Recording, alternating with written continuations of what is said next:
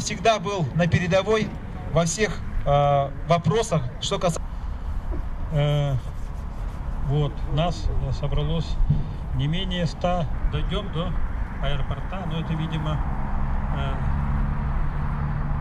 столбы внесли в список тех парков, которые должны стать национальными парками.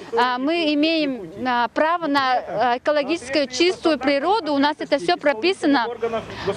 И я бы хотела, чтобы наша власть, которая сидит в правительстве Республики Саха-Якутия, нас, именно своих же жителей услышала.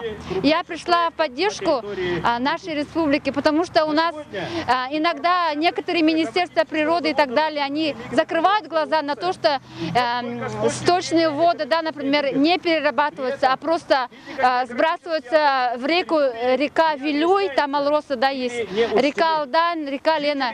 Были даже жители, да, писали, например, инспекторам природоохраны, что у нас уже рыбы нету на реке Вилюй из-за выброса Алроса.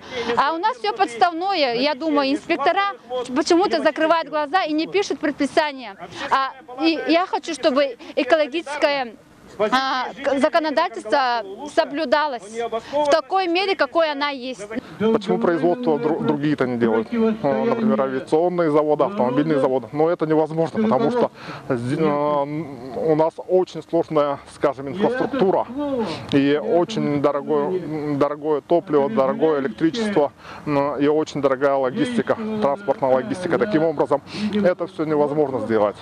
И здесь предлагают только самые такие вредные, которые нигде в цивилизованном мире не будут строить и хотят построить у нас.